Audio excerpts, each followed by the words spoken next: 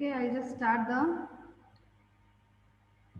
description of control system. Yes, can anybody tell me what is control system? How much you know about control system? Just in 2 lines. If it is wrong also not a problem. It is an arrangement of physical components which is connected to relate in such a manner that it will command, direct, or regulate itself for another system. Very good, very good. Okay. Is it the definition given by your own or you have memorized the definition from the book? No, ma'am, I just told it. Very nice. Okay, what's your name? Harshita, ma'am. Harshita. Okay, very good, very good. So what you have told is exactly correct. So it is an arrangement of systems or physical quantities. So why lot many system has to be arranged?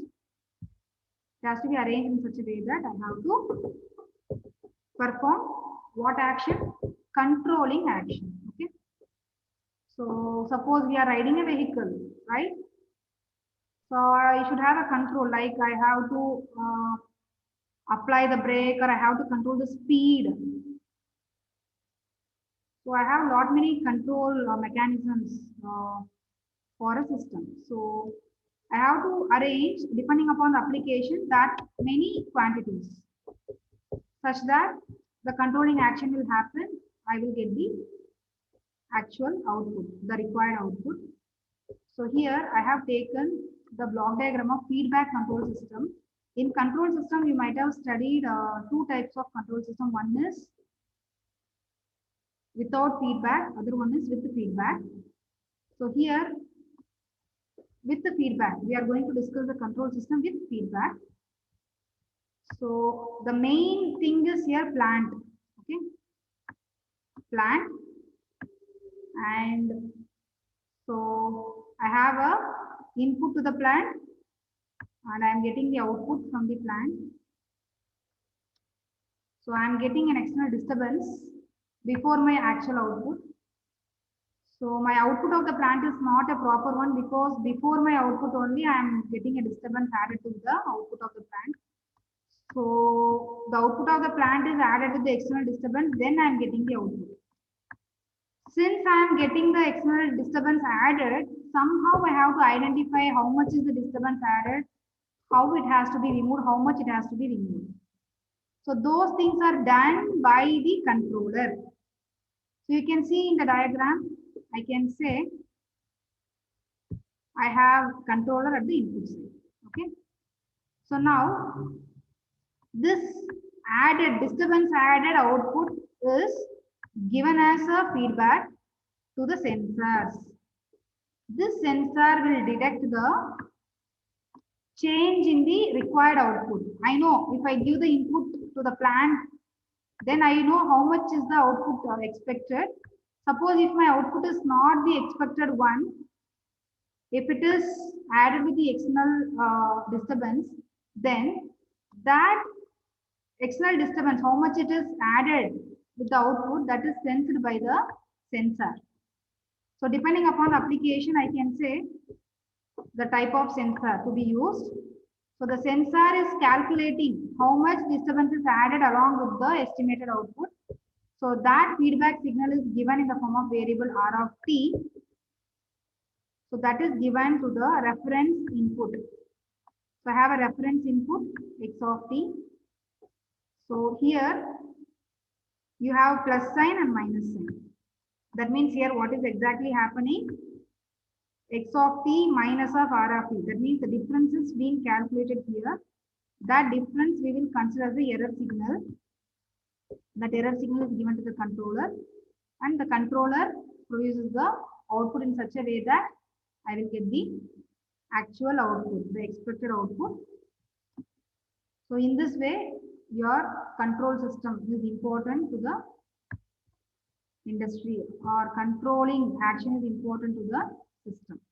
So this is one simple example and in control system, I think you have a number of examples to understand the control system. So the same explanation is given below.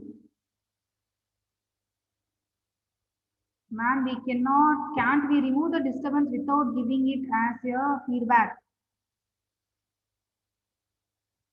Okay. See, we can use filters, okay? We can use filters also. I'm telling, since you have a topic in your signals and systems as control system, I'm highlighting the importance of control system. In control system, we have to use the feedback.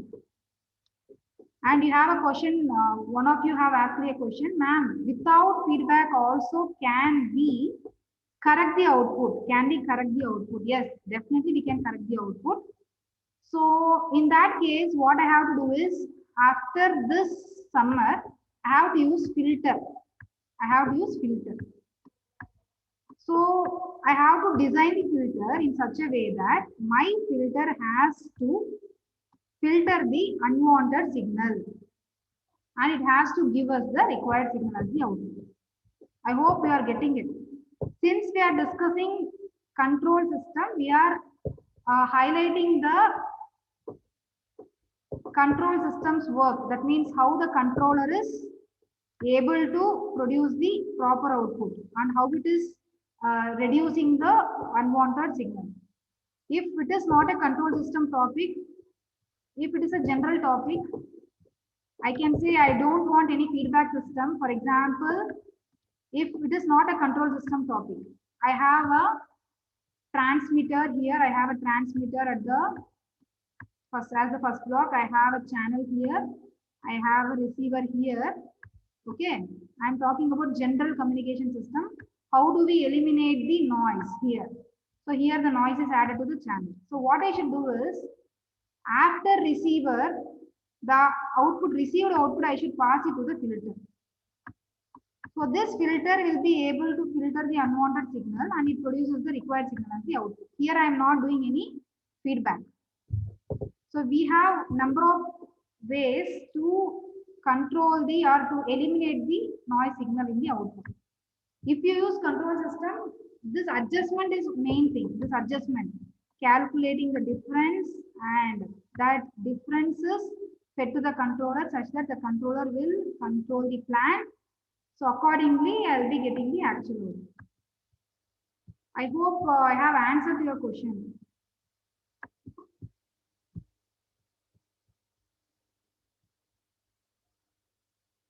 Can I get a reply?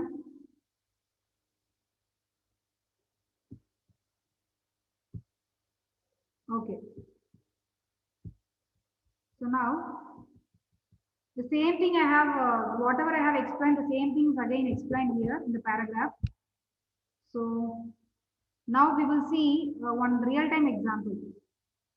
So you can think why we are separately discussing the general block diagram and why we are discussing with respect to application, because you should know exactly where it is applied, where the concepts are applied. So because of that reason, you have the standard block diagram. The standard block diagram can be modified according to the application.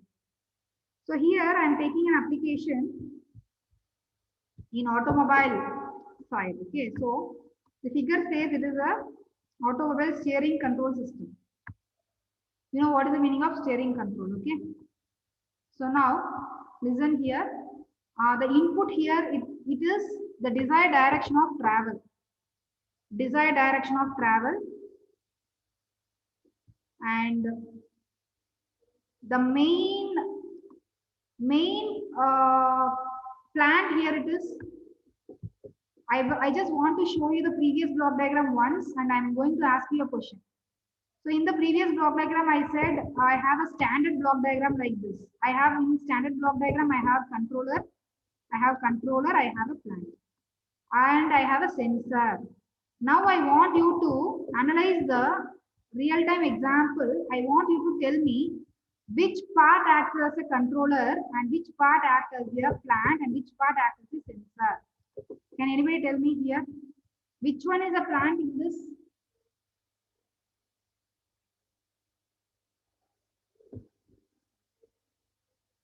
Which one is a plant in this?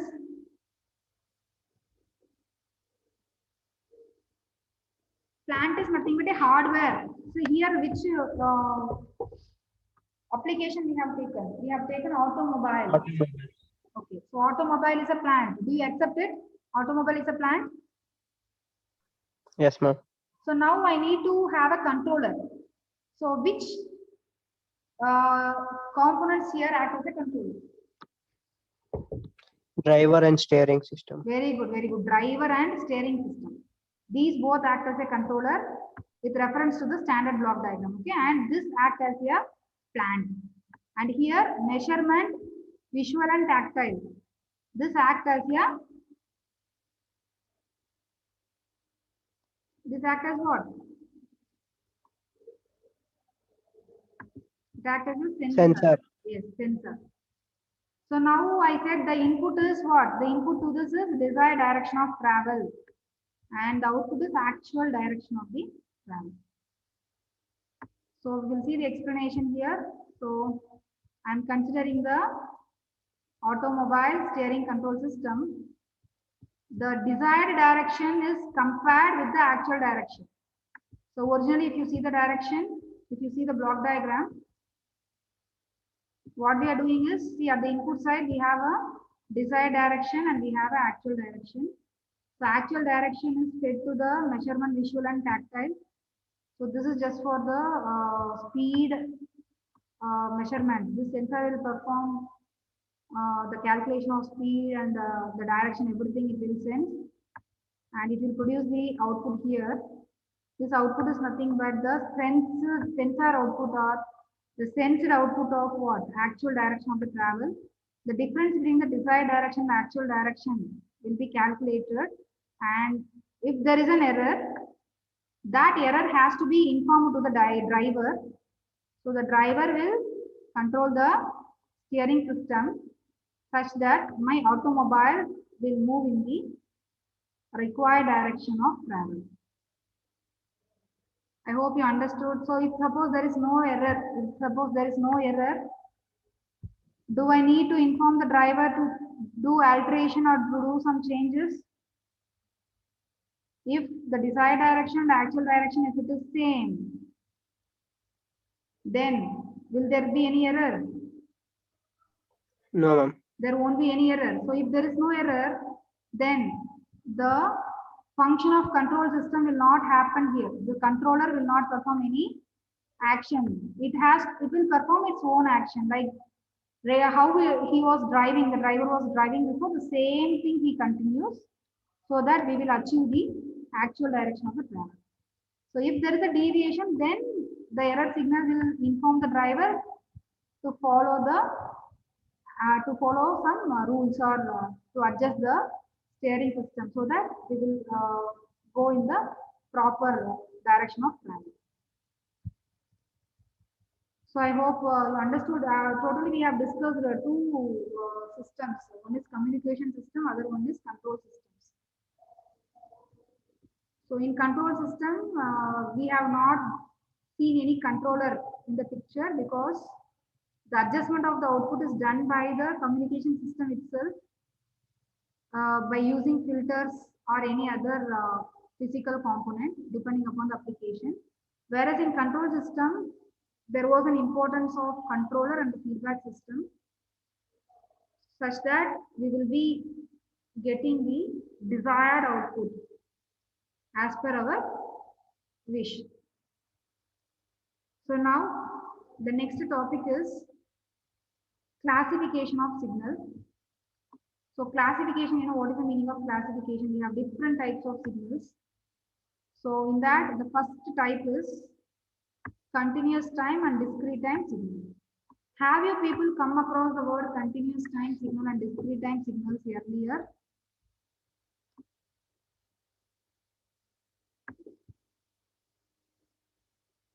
Yes or no? Yes, ma'am. Yes. In which subject? Today in CS ma'am taught, ma'am. CS madam. Yen heludru CS ma'am? Continuous time signal is it will have continuous signal, ma'am, like AC. Discrete is it will be it'll have a gap between the signals, ma'am. Okay, fine. You are correct actually. So still I will give in-depth knowledge about the continuous time signal and the discrete time signal. Okay. So I will show you.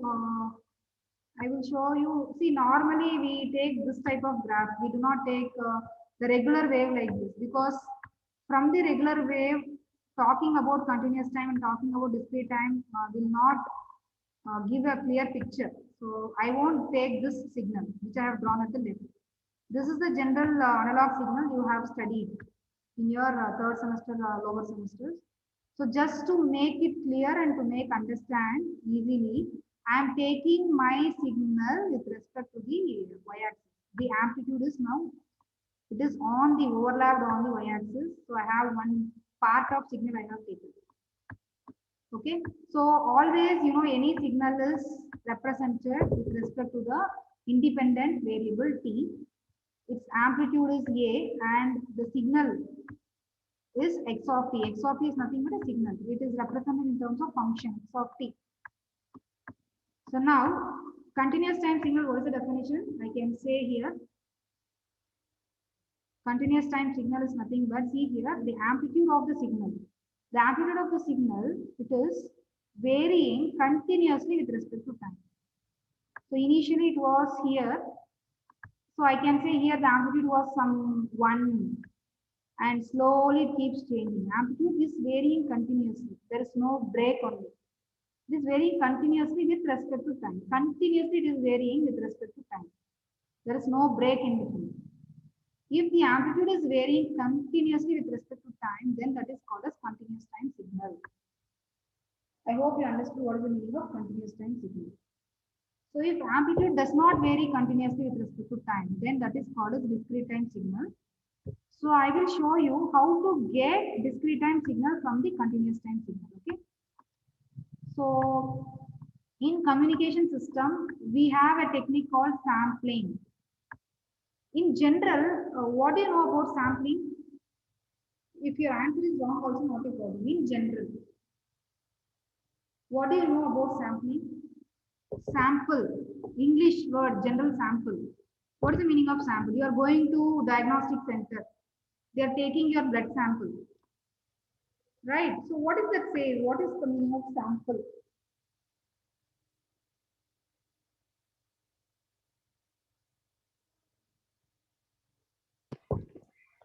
Small amount of. Very good. Small amount. Okay, small amount. Right. Very good. So even when we cook the rice, okay, not in the cooker outside part, if we cook the rice, to know whether the rice is cooked completely or not, we will not take all the rice and check it. So we will take only one or two, right? So if the pieces which we have taken and we have checked that if it is cooked, then it says that the complete rice is cooked. In the same way, that is called a sample. I'm taking some part. So here, what I'm going to do is, see, I have to divide my time in equal scale. Okay, the gap should be equal. The gap should be equal. The gap should be equal. So the gap should be equal. This is called a sampling. I'm just talking about how sampling is done. So now I will just draw the same envelope. Same envelope I'm drawing here. Same envelope I'm drawing here roughly. Okay. I will not show continuous amplitude. I will tell you why. The same amplitude I'm just drawing roughly. So now I am taking another color just to show differentiation. See, now here I have started my time division. So here I do not have any much amplitude. So I will just show nothing here. But at this point I have this much amplitude. This much amplitude. So at that point I will just show this much amplitude. Similarly, at this point I can see I have some more amplitude. So at that point I have more amplitude. And similarly, here at this time I have much amplitude. So much amplitude. So like that, if I take the samples of the amplitude at equal intervals of time. I hope you understood what is the meaning of taking samples. So I am taking the samples of this amplitude. Initially, see, initially this is attached to the ground, it is attached to the x-axis. So I have not shown any amplitude, it is 0. And later on at this time, I have some amplitude, this much amplitude, the same amplitude I have marked here. So now in this way, if I complete the diagram, my discrete time signal will be like that. So discrete time signal will be like this. Now you forget about the green color envelope, which I have shown here in the diagram. So green color envelope just I have taken just to maintain the uniformity. That's it. This green color. Okay, this now envelope is not there. What do you have now in this diagram? What is there in this diagram now?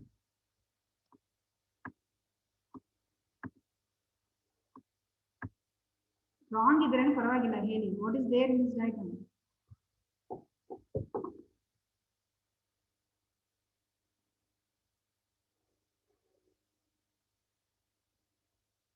Do you have continuous amplitude in this diagram? Amplitude is continuous. Check it. No, ma'am. Discrete signal. Because see here, the amplitude here it is 0 at some time t, and the amplitude is not varying continuously. See here, between this time and this time, I do not have amplitude. Amplitude is 0. And at the second time, I have some amplitude here. I can say the amplitude is not varying continuously here with respect to time. It is amplitude is present only at some instance of time. And I can say the amplitude is not varying continuously with respect to time. Then that signal is called as a discrete time signal. And you should know why I have drawn these two diagrams is you should know how discrete time signal is obtained from the continuous time signal. So if I perform sampling process, you know how you perform sampling process. You have to take equal intervals of time. So at equal intervals of time, you have to take the sample. Here is one sample. Here is one sample. So if I am just trying to explain the same graph, then if I take the samples like that, then so I have taken the samples. Then I will represent my discrete time signal here like this. So I'll be taking the samples on the amplitude of the continuous time signal. If I take the samples, then that becomes discrete time signal. So can anybody tell me if I want to convert analog signal into digital signal, what is the operation I have to perform?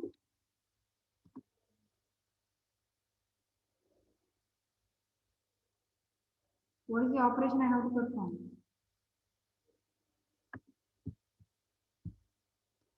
Which operation is converting continuous time signal to discrete time signal? Just now I have explained. What is the operation? What is the name of the operation? Sampling, ma'am. Sampling, very good. Sampling, okay. Sampling is the operation which performs conversion of continuous time signal into the discrete time signal. Okay. So you should know how to represent continuous time signal. The continuous time signal is represented by a function x of t. Okay. So at the x-axis you have with respect to time. The discrete time signal you should not represent using x of t. If it is discrete, you have to represent using small n. Small n represents number of samples. Okay. So you should represent within the square brackets. This is the difference between your continuous time signal representation and discrete time signal representation. So continuous time signal is represented using this bracket. This bracket is saying that it is continuous. See, this is a continuous. And it is with respect to t, time t. And here discrete time signal, since the samples are not continuous, it is discrete, I should not use t as a function, I should use n. This n represents number of samples, so n is taken along the x-axis. So the function is represented as x of capital N, sorry, x of small n. So now you can see the 4 points just to summarize the continuous time signal and discrete time signal. So the first point is the symbol T denotes the time for continuous time signal, and the second one is the symbol N denotes the time. See, N is also a time, but it is in discrete time signal. N is present in discrete time signal. T is also denotes the time, that is for continuous time signal. N is also denoting a time, that is for the discrete time signal. And this parenthesis says it is a continuous, and this brackets says it is a discrete. This bracket. So we use small x of within the square bracket small n. This is representing discrete. So I hope you all understood up to this. So I have given the explanation of only one type of signal called continuous time signal and discrete time signal. So with this, I'll stop the class today. So I'm just going to take the attendance.